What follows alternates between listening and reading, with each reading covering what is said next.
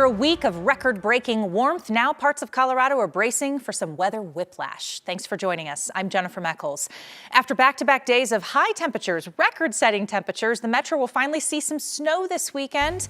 Let's start with a live look out over Denver on this Saturday afternoon. Tonight's winter weather coming overnight means the city will end the month just as we started, with some snow. Let's go now to meteorologist Ben Cathy, who's keeping an eye on this weekend's weather shift. This is a huge drop. Yeah, big time drop, and you can already feel the winds kicking in, and the flakes are flying in the southwestern part of the state. Ray, look at that, some fresh powder, and not from the snow guns. I'd love to see that. We have a 9 weather impact alert. The mountain snow is going to be heavier, and already some passes through the western part of Colorado are dicey, I think is probably a good term for it. Later tonight, that will continue as squally conditions head through towards the Eisenhower Tunnel, Rabbit Ears Pass, and the like. The Front Range, well, amounts are trending a little lighter, but I still do expect some lowered visibility from lighter snow, say from a dusting to about 1.5 inches, 2 inches around Denver, and then a sharp temperature drop coming in. No changes here on the big board. Steamboat Springs should be the big winner here. Also Kremling in the winter storm warning. Nothing in line for the Front Range, although Morris and northern Palmer Divide could see a little bit more. Some Virga out there. That's where it looks like it's snowing, but not quite making it down to the ground yet. But we are getting some in the national park. That water vapor loop, that's the system coming in from Billings, and we are watching the moisture arrive, along with lowered visibility in the Kremling area. Still 49 in Denver, but at freezing on some of the western slope. Dropping temperatures in a hurry, and the snowfall forecast a little lighter for Denver, but a good snowmaker. Jennifer, up at the top of some of the peaks. All right, Ben, thank you. Ski resorts are really excited, gearing up about this incoming snow. It is desperately needed. 9 News reporter Evan Krugel shows us how the lack of snow is really impacting operations. Colorado's mountains draw visitors from around the world, eager to take some turns on soft snow. But at Loveland Ski Area, the powder was hard to find for South Korea's John Lee. It's not snowing much as I expected.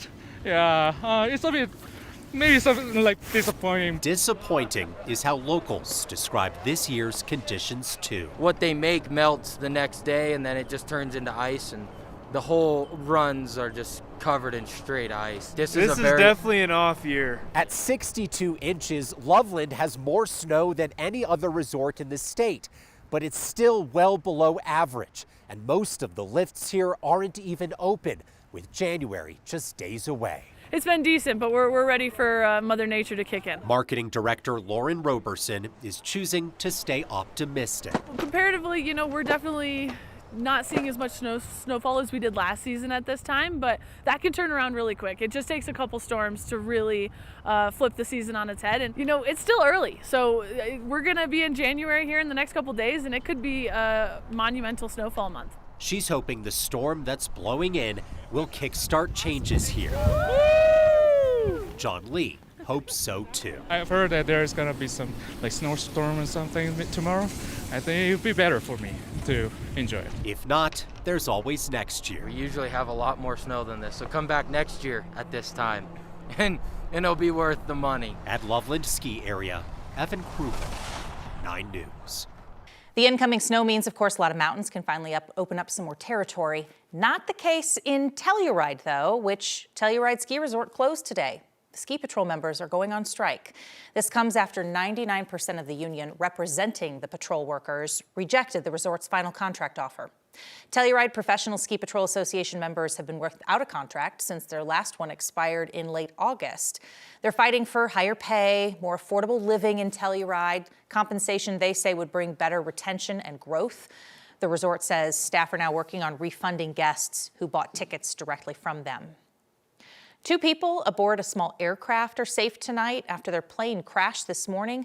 Hudson Fire Protection District shared these photos of the scene in Weld County. They tell us both passengers actually got themselves out of the plane before first responders even arrived. Nobody got injured, and now the cause of that crash is under investigation.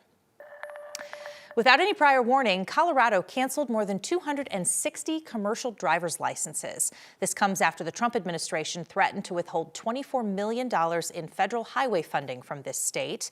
Of those revoked CDLs, Colorado says 219 were issued to asylum seekers and refugees whose credentials did not meet federal requirements. The state revoked another 43 that were issued in error in what Democratic Governor Jared Polis calls a case of, quote, crossed wires. He says the state already had conducted its own investigation and was planning to act. Meanwhile, trucking experts say they don't really think this will have a whole lot of impact on the industry. This is sort of a painful thing for, anyone, actually, in terms of who is driving out there. And then all of a sudden, they don't have a job. The canceled licenses represent about 0.15% of Colorado's total CDLs. The state paused issuing term-limited CDLs indefinitely. Colorado's largest children's hospital is at the center of a national legal fight that could shape access to gender-affirming care across the country. For months now, this legal battle was sealed, but now newly released court filings reveal Children's Hospital Colorado is pushing back, and more than 20 states are backing them. 9 News reporter Rhea Jha explains what's changed and why the outcome here, Rhea, could ripple far beyond Colorado. Yeah, Children's Hospital isn't just responding to this subpoena. In a statement they sent me today, they said, quote, the subpoena unreasonably sought to obtain this information without a legitimate legal purpose. Court documents now unsealed show they're asking a judge to block it entirely. We first reported this back in July, but never knew what came next. The Department of Justice has subpoenaed Children's Hospital of Colorado. That subpoena demanded Children's Hospital Colorado to turn over patient records, internal emails, policies, and staff files tied to gender-affirming treatments. At the time, the hospital said it was reviewing the request and asked the court to seal the case. It said it was concerned about patient privacy and preventing fear in the community. Now, court filings a judge recently unsealed pull the curtains back. They show Children's Hospital Colorado is fighting this subpoena head-on, asking the judge to throw it out entirely, saying it's overly broad and a threat to patient privacy. Court documents also show they're not alone. Earlier this month, Colorado's Democratic Attorney General was joined by 20 other states, all of whom are also Democrats, in a brief supporting the hospital, arguing the DOJ campaign is, quote, harassing and beyond their authority. At the same time, the Trump administration is doubling down. Just last week, HHS Secretary RFK Jr. signed a declaration claiming gender-affirming medical care for minors is neither safe or effective. So-called gender-affirming care has inflicted lasting physical and psychological damage on vulnerable young people. This is not medicine, it is malpractice. In its latest filing in the Colorado case on Monday, DOJ is now using that declaration to justify the subpoena. But in other states, judges have already tossed or limited similar requests in Massachusetts, Washington, and Pennsylvania, which is exactly why eyes are now on this ruling here in Colorado. So again, this is important because if the court upholds the subpoena here, it could strengthen federal authority to continue demanding patient records and internal documents from hospitals nationwide as part of investigations into gender-affirming care. Rhea Jha, 9 News. And Rhea, Children's was worried about access to patient records if that was unsealed. Have they said anything more now that it has been unsealed?